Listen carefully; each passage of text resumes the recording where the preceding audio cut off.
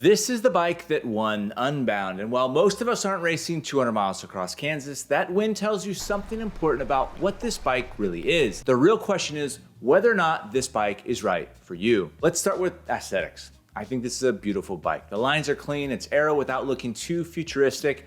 It still keeps that fast road bike look, but make no mistake, this is no longer an extension of the ethos. This is a gravel performance first bike. You immediately see it in the drop seat stays, the way they wrap around the rear wheel and tire. You see it in the aero head tube, although it's not as pronounced as something like the SL8. And you definitely see it in the one-piece Revolve Terra cockpit. I really like the shape of these bars. They have a shallow bend into the drop, so the drops never feel too far away.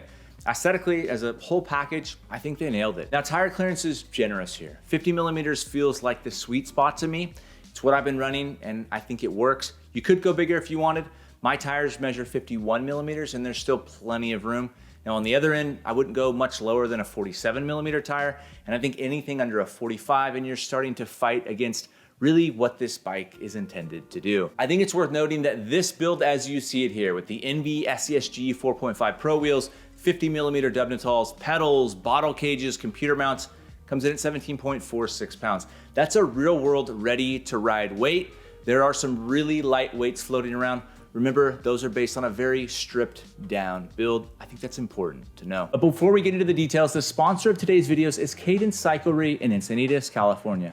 If you've never been to Cadence, it's the Southern California shop experience done right. Friendly, laid back, customer first. Whether you're building a complete bike or just starting with a frame like I did, they'll get you exactly what you need. And I think this is something worth pointing out, specifically for a bike like this. Before I committed to this build, a fit came first. Cadence will consult you on the front end before anything gets ordered. Bar width, stem length, seat post offset, crank length, all of it dialed before a single component ships. On a bike with an integrated cockpit, I feel like this is a must. They're based in Southern California, but they ship nationwide. And last I checked, they had a couple of these frames and full builds in stock. I'll post a link to their store and a phone number in the description below. Tell them I sent you, and I promise they'll take care of you. And here's the thing about a gravel bike. Most of us don't live at a trailhead. But this last week, I spent some time up in Mammoth Lakes where the trailhead is less than 3 minutes away. I took the Crux on some good single track, tight turns, soft pumice sand, chunky rocks, the kind of stuff that's usually reserved for a mountain bike. The route has a 30-minute climb on single track up to Main Lodge. Then you jump on the road all the way to 9,265 feet. And this is where the Crux gets pretty interesting because from there I had options. I could take the road back down on these 50 millimeter Continental Dubnatals, which absolutely beautifully eat up rough mountain roads, or I could take the single track trail down on a more mellow green or maybe even a blue mountain bike trail.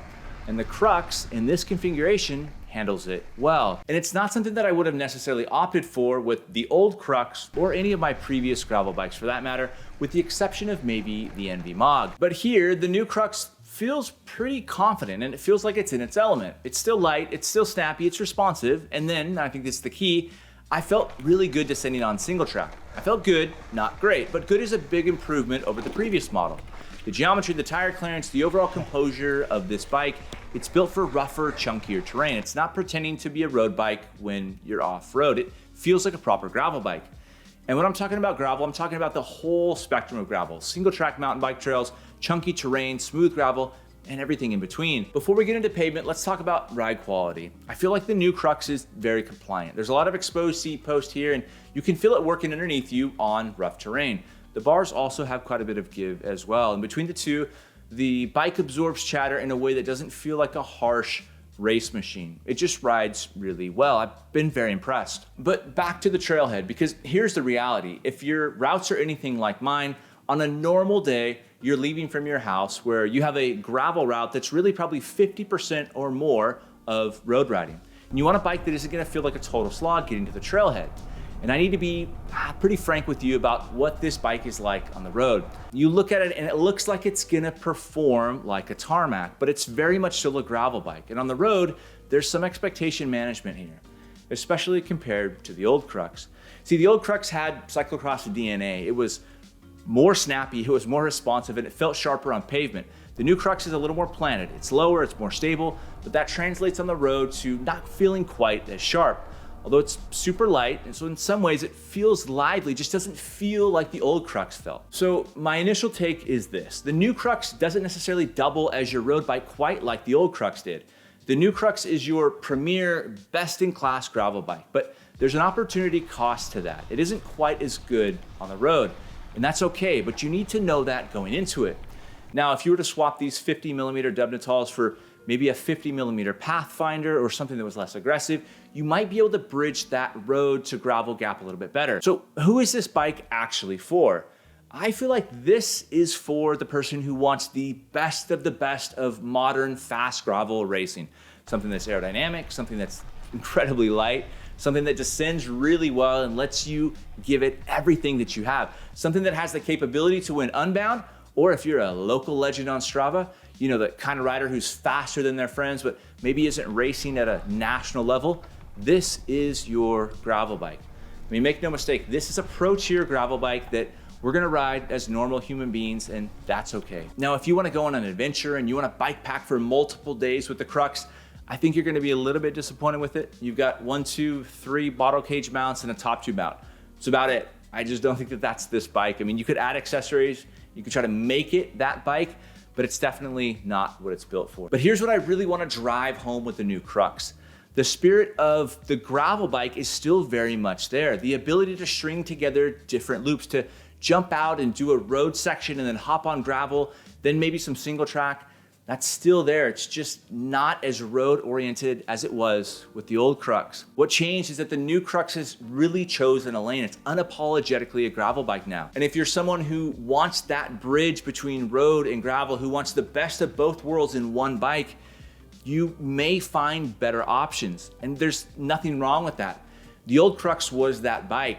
I don't think that the new Crux is that bike. It's made a choice, and I think it made the right choice given what gravel racing has become. Look, I think this is an excellent bike, but I'm gonna save my final verdict for a little bit further down the road. I wanna get 500, 1,000 miles on this.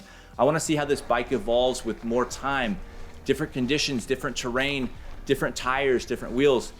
So I'll have another video coming up with more thoughts on it down the line, but this is my initial review of the Crux as someone who owned 2 of the previous generation Cruxes in a handful of different iterations. If you're thinking about getting this new Crux, just know this: you're getting one of the fastest, lightest, most aerodynamic gravel platforms available on the market.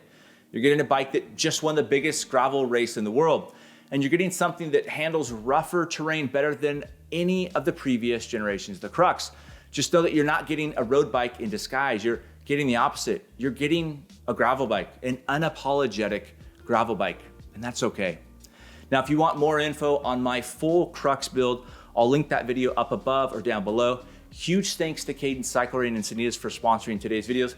Give them a shout if you're in the market for a Crux or even some wheels, tires, or any of the accessories that you've seen on my build. As always, thanks a ton for watching, and until next time.